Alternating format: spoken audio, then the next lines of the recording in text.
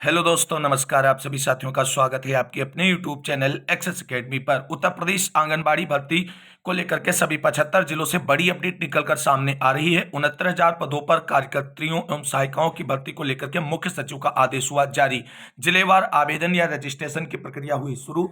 शैक्षिक योग्यता और इंपॉर्टेंट डॉक्यूमेंट्स कौन कौन से रहेंगे, इसके साथ साथ मेरिट लिस्ट और एज क्राइटेरिया को लेकर के भी डिटेल जानकारी दी जाएगी। और सच में सैलरी 25,000 रुपए मिलेगी आंगनबाड़ी कार्यकर्ताओं सहायिकाओं को, इसको लेकर के भी क्लेरिफाई करेंगे। वहीं मोबाइल से आप रजिस्ट्रेशन और आवेदन की प्रक्रिया कैसे पूरी कर सकते हैं, अपने ही मोबाइल से कैसे आप आवेदन फॉर्म अप्लाई कर पाएंगे, इसकी डिटेल जानकारी इस वीडियो में मिलने वाली है। तो आप सभी साथियों से निवेदन है कि वीडियो को बिना स्किप किए हुए अंत तक देखें, जिससे वीडियो में शेयर की गई सारी इंफॉर्मेशन को आप आसानी से समझ सकें।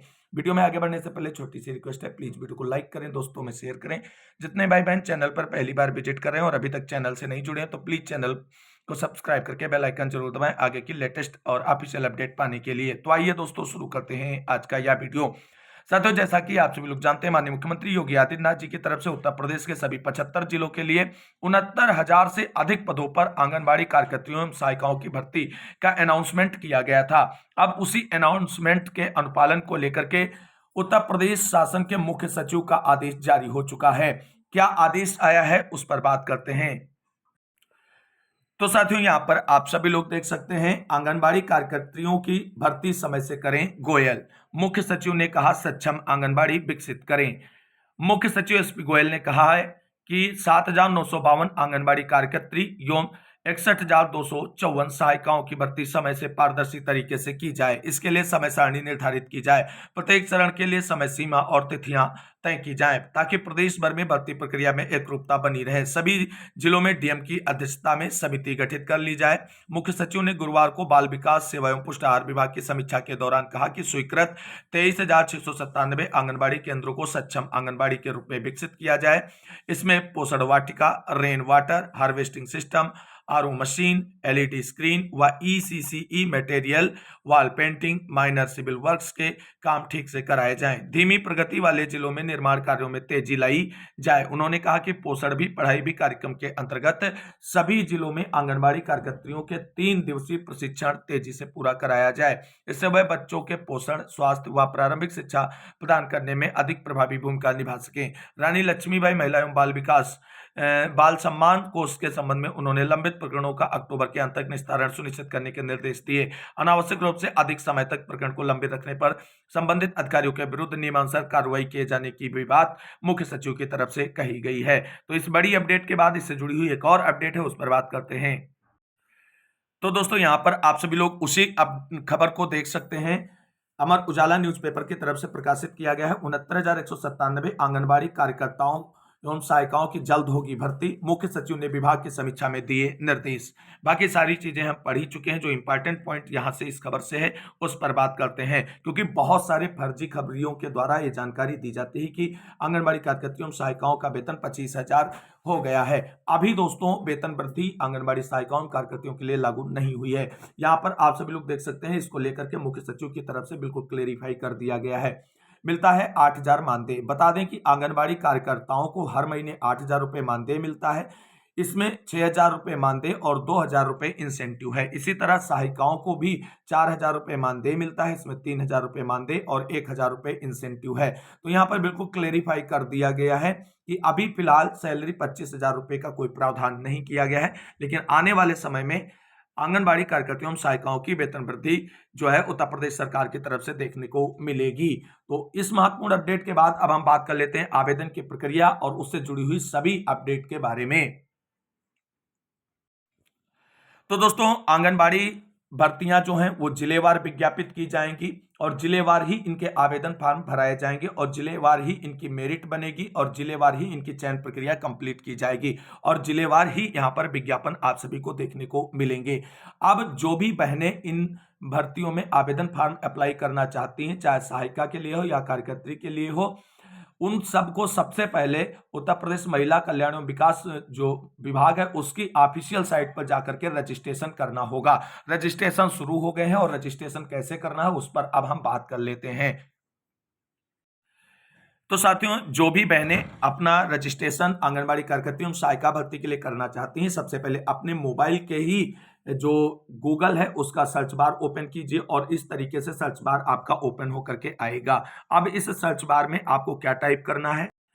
अब यहां पर आपका जो गूगल का सर्च बार ओपन हुआ था उसमें सर्च करना है यूपी आंगनबाड़ी, केवल यूपी आंगनबाड़ी सर्च करना है और इस तरीके से आपके सामने जो है पहले नंबर पर जो साइट आ जाएगी यूपी आंगनबाड़ी भर्ती .in, UP anganwadi official website, ये ऑफिशियल वेबसाइट है, इसी से ही आवेदन फॉर्म आपके भरे जाएंगे। कुछ लोग कह रहे हैं कि सरकारी रिजल्ट पर, तो सरकारी रिजल्ट पर भी विज्ञप्ति आएगी, लेकिन वो आपको डायरेक्टली यहां पर ला करके ही आवेदन की प्रक्रिया कंप्लीट कराएंगी। तो ये विभाग की ऑफिशियल साइट है, सबसे पहले इस पे आपको रजिस्ट्रेशन करना है, उसके बाद इसी साइट से जाकर के आपको आवेदन भी करना होगा। अब रजिस्ट्रेशन करने के लिए आपको जो ये ऑफिशियल साइट दिख रही है इसको क्लिक कर देना है। जैसे ही आप इसको क्लिक करेंगे अगला पेज जो है खिल करके आ जाएगा। अगला साथियों जो आप सभी के सामने ऑफिशियल पेज खुल करके आएगा, यहां पर वो इस तरीके से शो हो रहा होगा, जहां पर ये इस तरीके से इमेजेस आपको दिख रही होंगी और पूरा डिटेल इस तरीके से हो रहा होगा। अब इसको स्क्रॉल अप करेंगे और यहां पर आप सभी लोग देखेंगे कि पिछली भर्तियों की विज्ञप्तियों की जानकारियां दी गई हैं। ऐसे ही जिलेवार जो विज्ञप्तियां आएंगी वहां पर मेंशन होती जाएंगी, लास्ट डेट वगैरह सब कुछ और शासनादेश संबंधी यहाँ पर सारे प्रावधान होंगे। इसके बाद अब यहाँ पर कुछ इंपॉर्टेंट इंस्ट्रक्शंस हैं जो इंपॉर्टेंट हैं। आवेदिका द्वारा आवेदित पद से संबंधित निर्देशानुसार अभिलेख स्वच्छ एवं पठनीय अपलोड किए जाएं। दूसरा पॉइंट है, आवेदिका अपने निवास स्थान के ग्राम पंचायत, ग्रामीण क्षेत्रों में और वार्ड यानी शहरी क्षेत्रों में आवेदन करने के ही पात्र होंगे। यानी जो भी बहनें इसमें आवेदन फॉर्म अप्लाई करना चाहती हैं तो अपनी ही ग्राम सभा में ग्रामीण क्षेत्रों में अप्लाई कर पाएंगी और शहरी क्षेत्रों में अगर हैं तो अपने ही वार्ड के लिए अप्लाई कर पाएंगी। और अगला पॉइंट है, किसी ग्राम पंचायत या ग्राम सभा में किसी श्रेणी में पात्र अभ्यर्थी उपलब्ध न होने पर संबंधित न्याय पंचायत से नियमानुसार चयन किया जाएगा। ये इंस्ट्रक्शंस हैं। और यदि किसी आवेदिका द्वारा कोई तथ्य एवं अभिलेख फर्जी, असत्य, कूटरचित पाए जाते हैं या सही तथ्यों को छिपाया गया पाया जाता है तो आवेदिका का अभ्यर्थन या नियुक्ति निरस्त कर समुचित वैधानिक कार्रवाई उसके अगेंस्ट की जाएगी। एज क्राइटेरिया की बात अगर हम करें तो यहाँ पर 18 से 35 वर्ष रखी गई है और यहाँ पर ध्यान रखना, यदि कोई महिला विवाहित है तो आवेदन ससुराल के निवास प्रमाण पत्र के आधार पर ही करें। और यहाँ पर मेरिट किस तरीके से बनेगी तो ये बात यहाँ पर ध्यान रखना, न्यूनतम शैक्षिक योग्यता इंटरमीडिएट रखी गई है, लेकिन जब मेरिट बनेगी भर्ती की तो मेरिट के निर्धारण में इंटरमीडिएट, ग्रेजुएशन तथा पोस्ट ग्रेजुएशन में प्राप्त अंकों के आधार पर ही मेरिट तैयार की जाएगी। तो जो बहनें इंटर, ग्रेजुएशन या पोस्ट ग्रेजुएशन कंप्लीट है तो सारी डिग्रियां लगा करके आवेदन करें, क्योंकि मेरिट जब बनेगी तो उसमें आपको इसका वेटेज मिलेगा। बाकी इस तरीके से भर्ती से रिलेटेड जो ऑफिशियल शासनादेश हैं वो स्क्रॉल अप करने पर आपको नीचे उपलब्ध हो जाएंगे। तो ये पूरा ऑफिशियल पेज है। अब ये तो हो गई डिटेल जानकारी। अब रजिस्ट्रेशन कैसे करेंगे इसके लिए उस पर बात करते हैं। तो साथियों जो आप सभी के सामने इंटरफेस खुल करके आया था, ये वाला जो मेन पेज था, इसमें आपको 3 लाइनें दिख रही। इन लाइनों को आपको क्लिक करना है। जैसे आप इन लाइन को क्लिक करेंगे तो अगला इंटरफेस इस तरीके से आ जाएगा और अगला इंटरफेस जो आप सभी के सामने ऑफिशियल साइट पर खुलेगा वो इस तरीके से खुलेगा। अब यहाँ पर आप सभी लोग देख सकते हैं एक लॉगिन है, एक डीपीओ लॉगिन है। तो इससे आपको नहीं मतलब है, आपको लॉगिन वाले ऑप्शन पर क्लिक करना है। इस वाले ऑप्शन पर आपको क्लिक करना है। जैसे क्लिक करेंगे अगला इंटरफेस खुल करके इस तरीके से आ जाएगा और अगला इंटरफेस दोस्तों जो आएगा वो इस तरीके से शो होगा आप सभी के होम पेज पर। और यहां पर आप सबसे पहले मान लीजिए किसी बहन ने पिछली भर्ती में रजिस्ट्रेशन कर लिया था तो उसे फिर से रजिस्ट्रेशन करने की जरूरत नहीं है।